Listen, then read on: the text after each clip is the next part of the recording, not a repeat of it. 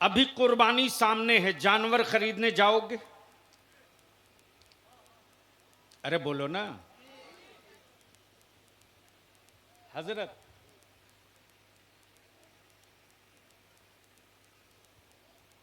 तो जानवर भी खरीदने जाते हैं, तो दामाद खरीदने में जानवर खरीदने में ज्यादा फर्क नहीं दिखता है।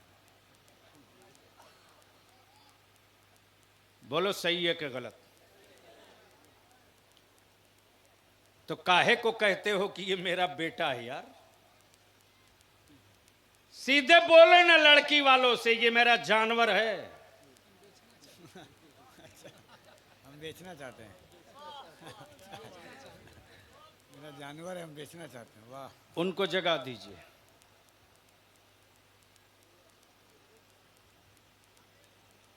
वो जानबूझ करके लगता है कुंवारा है ना।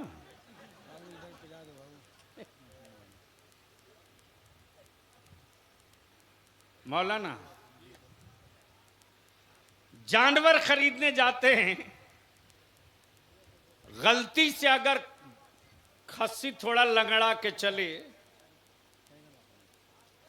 तो तुरंत टेलीफोन करते हैं, मुफ्ती अवैध साहब जानवर है बड़ा खूबसूरत, एवटा बैठ के पिला दो। कफील अंबर साहब फोन करके क्या बोलते हैं? जानवर है बड़ा खूबसूरत, जानवर सेहतमंद भी है। अरे क्यों आप लोग पीछे मुड़ के देख रहे हो? गजब बात है भाई। जब मैं खड़ा हूं तो समझ में आ रहा है। क्या बोलते हैं? जानवर भी खरीदते हैं। जानवर है बड़ा खूबसूरत, सेहतमंद भी है, लेकिन थोड़ा सा ऐब है कि लंगड़ा लंगड़ा के चल रहा है। कुर्बानी हो जाएगी कि नहीं हो जाएगी? है बड़ा टॉप का जानवर, लेकिन थोड़ा काना भी है। तो मुफ्ती साहब तुरंत कहते हैं कि जब पैसा देना है तो ऐबी जानवर क्यों ले रहे हैं? सही। बोलो सही है कि गलत? सही है। जोर से, जोर से। अब आओ जरा सा तुम्हारा इलाज करूं। बच्ची देखने के लिए ईमान से बोलो नवाबगंज वालों, औरतें जाती हैं कि नहीं जाती हैं? अरे बोलो ना, कितना जाते हैं लोग?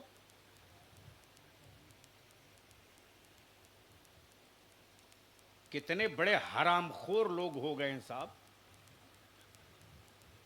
देखने जाना है बच्ची, लेकिन मर्द जाते। अब मर्दों में भी तो कुछ ऐसे हरामखोर किस्म के लड़के जाते हैं साहब।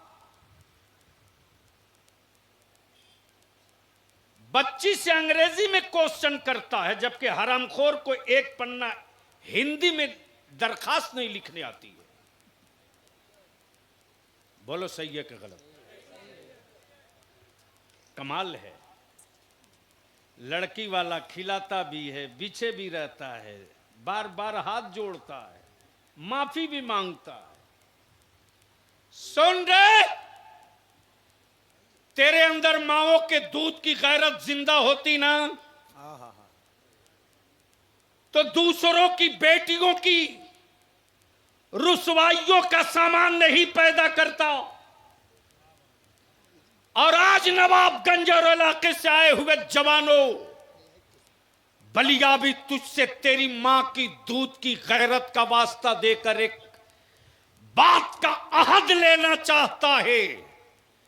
समाज के, देश के, इलाके के किसी भी धर्म की, मजहब की, बिरादरी की बेटी अगर सुनसान वीराने जगह पर अकेले हो और उसकी इज्जत और आबरू को खतरा लगे, उस वक्त तुम अपने आप को मुस्तफा का गुलाम और उम्मत समझकर खड़ा हो जाना हाय हाय हाय। और अपनी जान सटाकर उस बेटी की आबरू बचा लेना, ताकि दुनिया के कुफ्र का वो जालिम भी बोलने पर मजबूर हो जाए।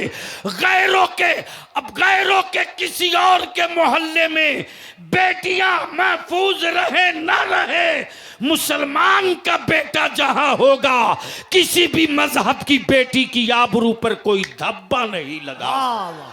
नारे तकबीर, नारे रिसालत, इस्लाहे मुआशरा कॉन्फ्रेंस, हुजूर गाज़ी मिल्लत, उलमाए अहले सुन्नत। वाह वाह वाह। जिस पैगंबर ने वाह वाह वाह। पूरी दुनिया की बेटियों की हाय हाय हाय हाय। आबरू वापस किया हो, अल्लाह अल्लाह अल्लाह। आज उस मुस्तफा की उम्मत की बेटियों की आबरू दाव पे लगी है। अल्लाह, और आबरू जो दाव पे लगी है, दाव पर चढ़ाने वाला महेश नहीं है, सुरेश नहीं है, अवधेश नहीं है, बल्कि फातिमा की इज्जत को बर्बाद करने वाला अब्दुल्ला नाम तेरा है, अब्दुल रहमान नाम तेरा है, अब्दुल करीम नाम तेरा है, और उसमें भी तुम मुंह छेंट रहे हो। मरो, चिल्ला क्यों रहे हो? मरो, चीख क्यों रहे हो कि जालिम हुकूमत मुसल्लत हो? अल्लाह अल्लाह। चीख क्यों रहे हो? हाँ हाँ, फख्र के साथ तेरा बलिया भी पार्लियामेंट से लेकर और अपनी सत्ता के खिलाफ दो दो हाथ करते रहा है और सजा भी भुगतते रहा है, लेकिन ऐसा नहीं है कि मैं छोड़ दूंगा। हमें इसकी परवाह नहीं कि हमें क्या मिला है। अल्लाह ने जीने के लिए इतनी बड़ी फौज दी है कि जिस रास्ते से गुजरो हाय हाय हाय हाय। किसी मिनिस्टर के बच्चे हाथ नहीं चूमते, लेकिन बलियाबी को गले से लगाकर फख्र करते हैं। वाह वाह वाह। इससे बड़ी दौलत क्या है? बेशक बेशक। इसलिए जब तक सांस बाकी है लड़ते रहूंगा, नतीजा हमको थोड़ी देखना है। हाँ, एक बात अर्ज कर दूं, चूंकि फोकट में इस्लाम मिल गया है तो दर्द कहां होगा? सही है। मुफ्त में इस्लाम मिल गया है तो दर्द कहां होगा? एक बादशाह ने अपने बेटे को देखा कि अब बेटा बड़ा हो गया हजरत, तो बादशाह ने अपने बेटे से कहा, बेटे अब तुम बालिग हो गए हो, बड़े हो गए हो, कब तक बाप की कमाई खाओगे? अब कुछ करो। जहन हाजिर कर, क्या कहा? अब कुछ करो। अब कुछ करो। बेटा सोचा कि बादशाह का बेटा हूं मैं, मुझको करने की जरूरत क्या है? वो मौलाना को बोल दीजिए मोबाइल बाद में चला लेगा, मोबाइल बाद में चला लेना।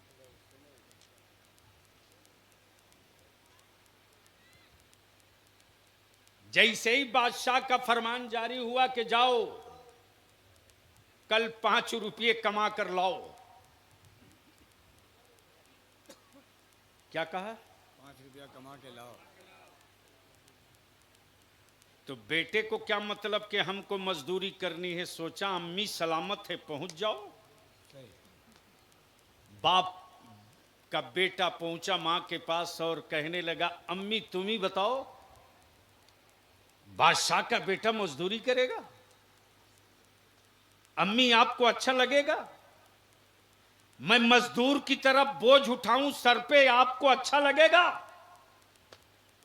मां ने कहा, बेटे बादशाह का हुक्म है, लेकिन इसकी परवाह मत कर, तेरी मां भी जिंदा है। हाँ हाँ हाँ।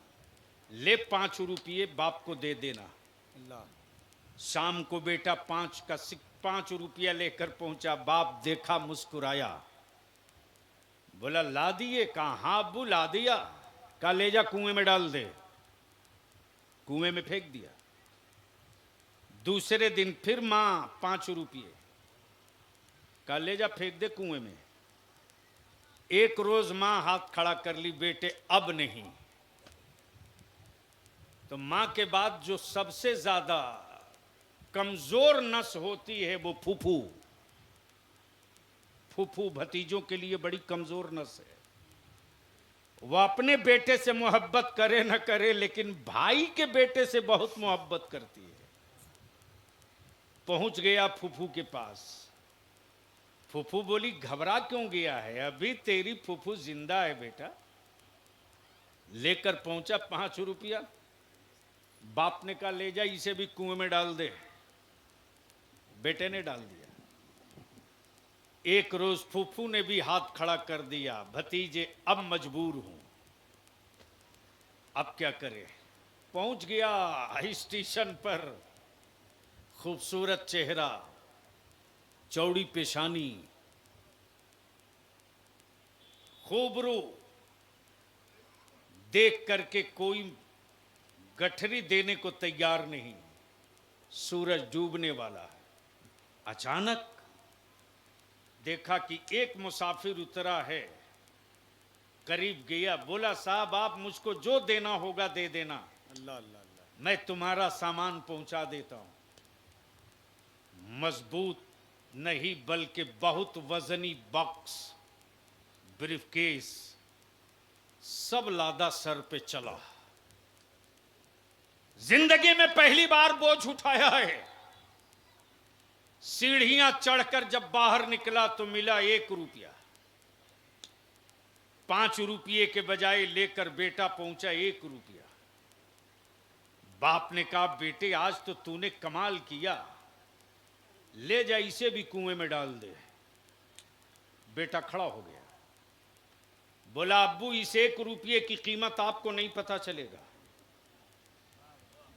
इस 1 रुपये का दर्द आपको नहीं मालूम होगा। अल्लाह अल्लाह। जब मैं गठरी उठा करके सीढ़ियां चढ़ रहा था तो मेरी रीढ़ की हड्डियां फट रही थी, मेरी पिंडलियां जाम हो रही थी, पसीने में शराबोर था, पसीने में डूब चुका था, और आप इतनी आसानी से कह दिए ले जा कुएं में डाल दे।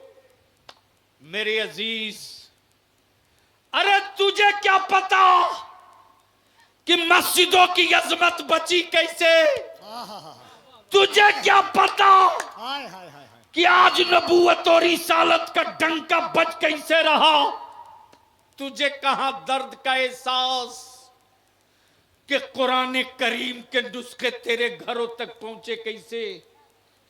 अगर इस दर्द को समझना है तो आ करबला में। अल्लाह अल्लाह। करबला में बताया जाएगा कि मस्जिदों के मिनारों की अजमत कैसे बची है, मुस्तफा के दीन की रिफात कैसे बची है, गुंबद खजरा का तकद्दुस कैसे बचा है, इस्लाम का निजाम कैसे बचा है, फर्ज की अहमियत कैसे बची है, ज़कात की अफादियत कैसे बची है, काबे का वकार कैसे बचा है। इसलिए कि ये वो बताएंगे जिन्होंने घराना लुटा करके मुस्तफा का दीन बचाया। सुभान अल्लाह।